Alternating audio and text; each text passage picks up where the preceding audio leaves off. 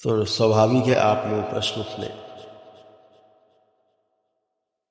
ये मानवीयता से भरा हुआ प्रश्न है।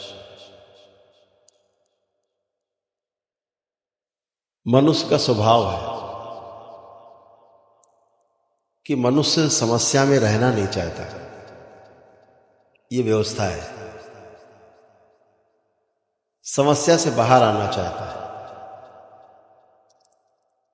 समस्या उसे स्वीकार नहीं है, इसलिए उसका निरंतर वो हल ढूंढता रहता है। हमें जड़ पर विचार करना चाहिए कि इसके रूट्स में प्रॉब्लम कहाँ है।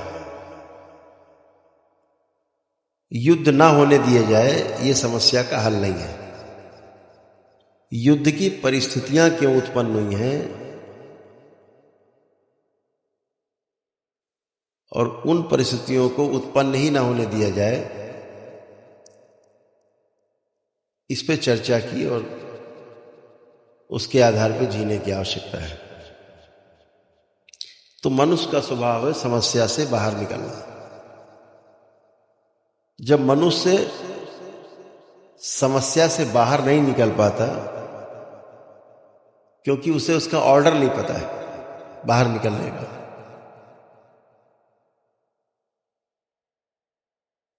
तो फिर वो हरकतें उलूल जुलूल करता है। फिर उसने जो समझा है, सीखा है, पढ़ा लिखा है, सुना है, उसके आधार पर वो त्वरित निर्णय लेता है।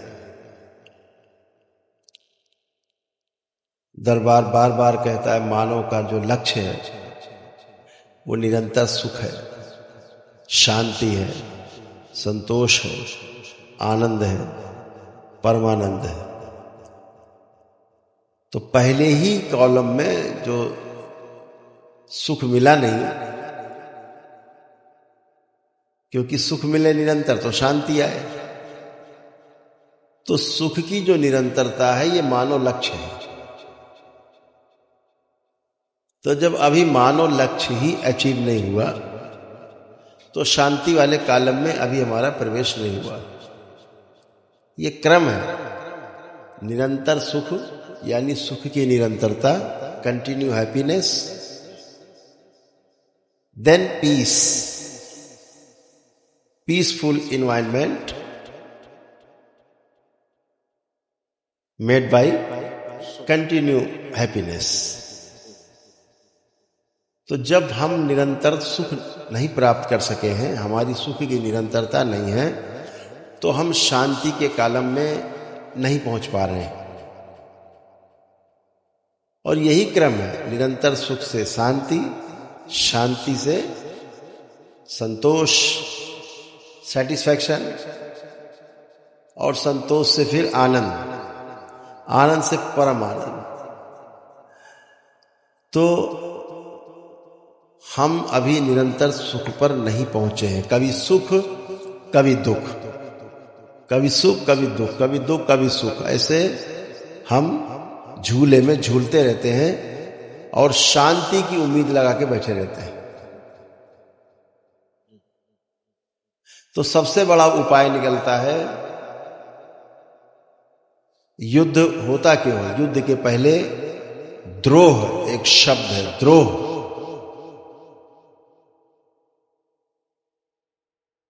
द्रोह कहां से पैदा होता है? आशंकाओं से। किसी व्यक्ति के प्रति आशंका है तो फिर द्रोह उत्पन्न होगा। द्रोह जब अंदर अंदर काफी भारी हो जाएगा, बढ़ जाएगा, तो फिर विद्रोह होगा।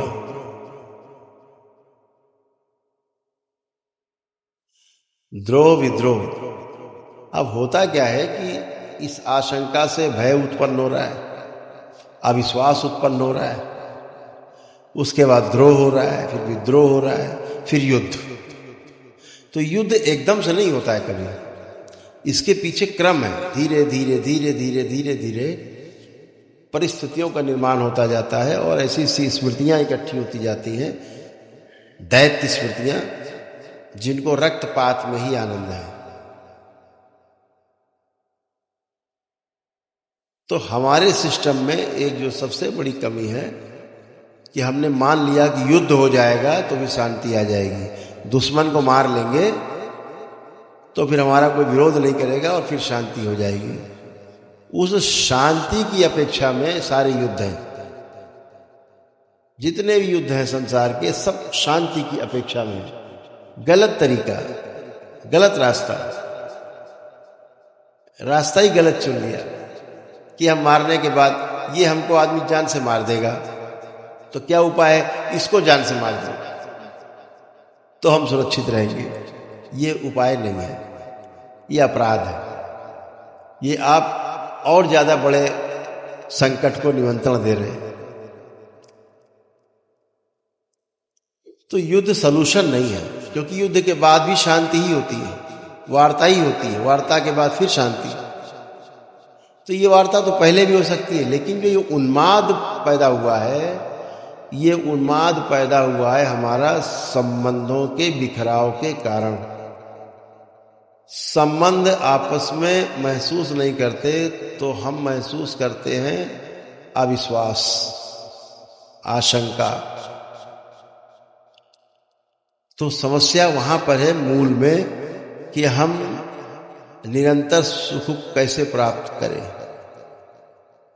ये तो उसका आध्यात्मिक पहलू है कि कैसे हम निरंतरता को, सुख की प्राप्त करें, ताकि युद्ध का तो कालम ही खत्म हो जाएगा, युद्ध बचेगा ही नहीं। अब व्यवहारिक उसमें आ जाए, इसको पूरा कर देते हैं। Gurudev's answer also has two parts. The first part, Gurudev thanks you since you all are able to